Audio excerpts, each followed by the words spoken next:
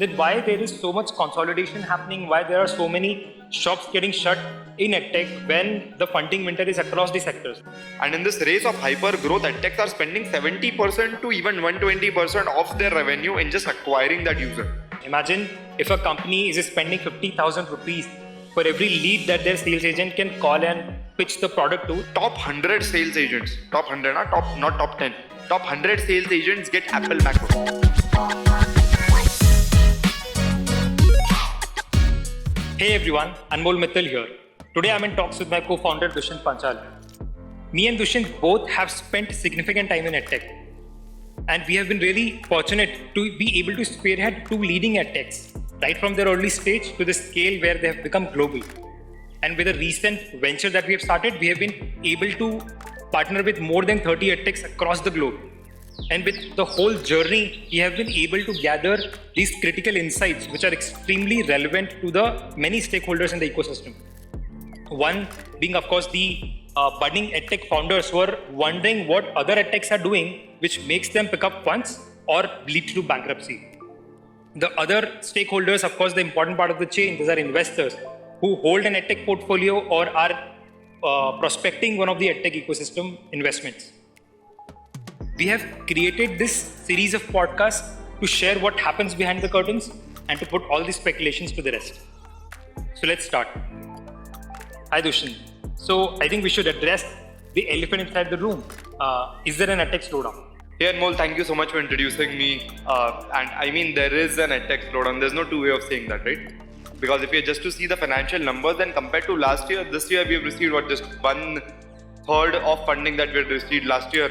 And compared to 2021, where we've got 160 plus deals in the EdTech industries, we have just received 45 to 46 deals this year. And we are already in September. So yeah, there is no shying away from the data that there is a slowdown. So Dushyant, does this mean that this slowdown is an end of the EdTech bull run? Well, that's a rather harsh way to put it, Anmol, because slowdown is always a relative term coined in reference of last 1 year or 2 years. Right, but the last 1 year or 2 years, these aren't the right benchmarks if you see EdTech industry. And because an abnormal amount of cash was infused in just last 1 year and 2 years, because 1 billion kid went out of school, right? And there was a hyper void which led to so many EdTechs come into limelight and pick up so much of funding, right? But if historically, if we are to see the charts, in the industry is always on a growth trend, because in 2022 we have received more funding than 2019. So if you see the Holon report, which was published 4 years back, which did not predict COVID-19 was coming or schools were gonna be shut, right? It said that the industry is growing at a 16% CAGR, and by 2025, just the K-12 industry is going to be a $400 billion, right? So the industry is still growing, just that it is growing at a relatively slower pace compared to the last 2 years. It's just like negative acceleration. It does not mean that the velocity is going down, right? And plus, there is a lot of momentum at the early stages. If you see, Byju have recently raised 15 million. Upgrad raised $220 plus million. QMath has recently raised $65 million, and Physicswala have raised 100 million. So there is still a lot of funding that is happening in the ecosystem. Just that wo obnoxious funding that was happening 2 years back is not happening right now. And yeah. I agree to this, Dushyant, but there is one question that pops up in the head, that why there is so much consolidation happening, why there are so many shops getting shut in EdTech when the funding winter is across the sectors. Then why is EdTech facing this? Well, there are a lot of parameters for the consolidation. Like some parameters can be attributed to the abnormal funding that had come in last 2 years, right? Because if you see something that I had written in my previous post also, a rise in tide lifts all the boats, right? By seeing so much of cash infused in the industry, a lot of founders who are not part of EdTech ecosystem set up shops over here. People who had nothing to do with teaching or no passion or no love for academics, they just started opening up their EdTechs. All they did was just gather some teachers, create some content, and started the sales team, right? So these people did not have the EdTech pedigree, and when it comes to EdTech, because the CAC is so high, the lifetime value of the user is something that is a pivotal point in making or breaking of a company, right? because you cannot extract profitability if the lifetime value of a user is low. And when it comes to lifetime value, another important terms which comes into play is the recurring revenue out of one single user. But if the course does not have any strength, then that is not going to happen, and that is why these edtechs are failing, because they are not able to generate recurring revenue from the same user.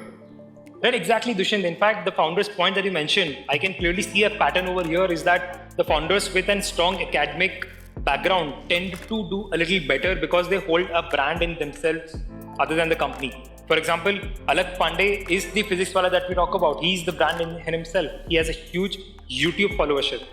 Bhansu, for that matter, he has a brand of fastest human calculator, and that's what he's building the company upon. On the third note, Manan Khurma is the first teacher at QMath. Knowing Manan personally, I can vouch that the kind of passion that he holds for teaching and mathematics is unparalleled, and that's the reason all these guys are raising funds in spite of the funding winter. Irrespective of all the market conditions, they are growing.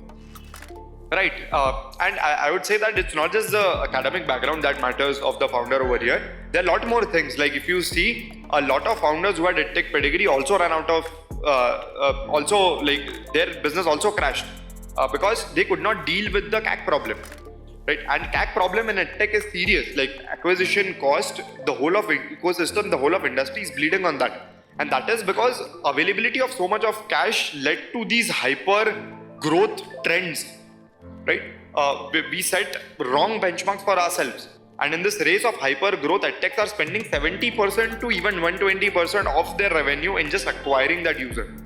Right? We are in a negative CAC burn right now. Well, this is a common trend, Dushyant, is that there is a lot of money being infused into the user acquisition. Imagine if a company is spending 50,000 rupees for every lead that their sales agent can call and pitch the product to. Imagine how precious that lead is. Imagine what kind of a pressure that sales agent is feeling to convert that. And because of all this environment, you and I are the people who created these aggressive sales incentives, which sort of got the negative stigma overall to the industry, right? And in fact, there is a very popular saying, if you remember, in the businesses over the years, that there was a time when the product used to lead sales. But this was an abnormal era that we have gone through, where the sales started leading the product. The courses were being sold before they were even designed for. Right, and plus if you see, Anmol, you and me, we know, since we were the stakeholders, we were designing all this incentives and all of these things, the amount of cash that was thrown on the floor of sales team, it was parallel to Wolf of Wall Street that was happening on the floor, right?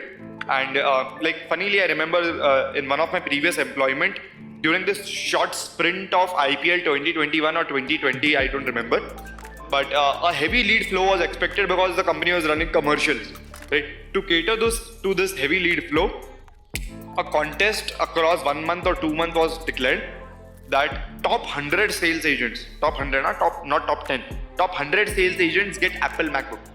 Top 10 team leaders get Harley Davidson. Top 4 or 5 directors, they get an MG Hector. And top 2 VPs gets a Skoda Kodiaq. Can you believe that? Like, this is the kind of money that was thrown. And within a span of 1 month, right? So these are sort of deals of lifetime. So do you think that the sales agent on the floor who is in touch with the customer is going to draw that conscious line that I'm not going to push beyond this line, I'm going to do ethical sales, right? Obviously that line is going to be blurred out when this amount of cash is thrown. And I remember the sales agent when I was handling a US portfolio, I very fondly used to call him my sharpshooter, because this agent used to bring 60-70 lakhs of sales per month per agent for the company.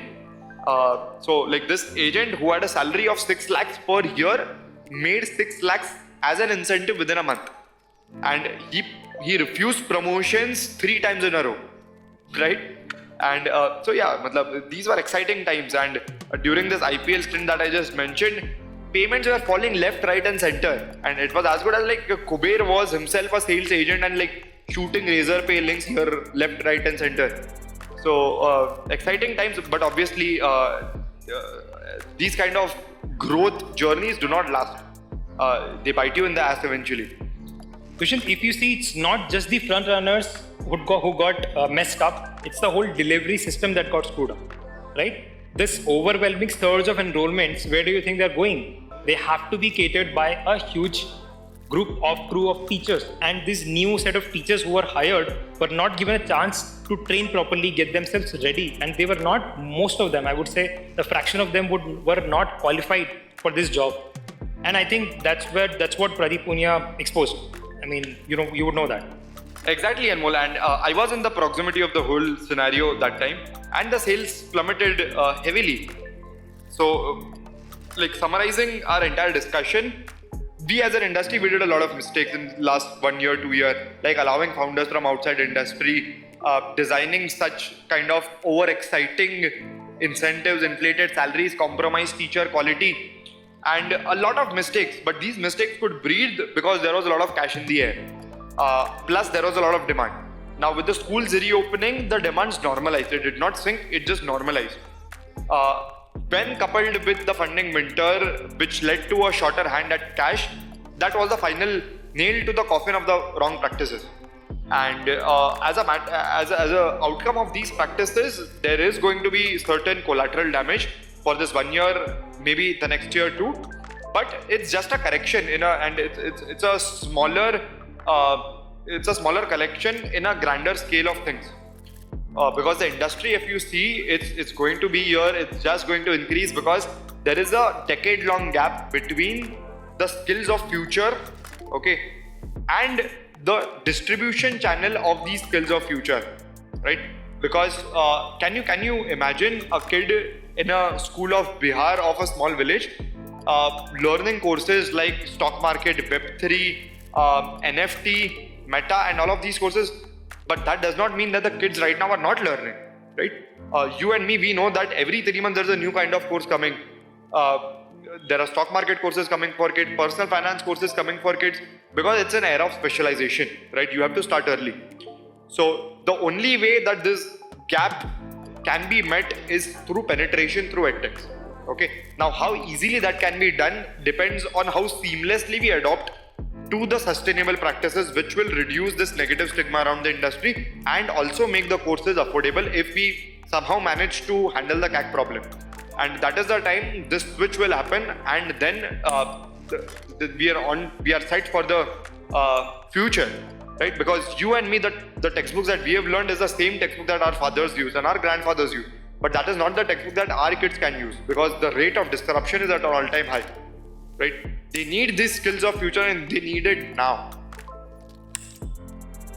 Well, thank you so much, Dushyant, for such an insightful conversation, and I'm sure that there are a lot of takeaways from this session for our viewers. And as a conclusion, I feel anyone who has a good foresight will know that this is the industry to be long on. And we'll see you on the next episode of this podcast, where we are going to get more brutal and tell you the position of the Indian Edtechs in the international market. Thank you so much.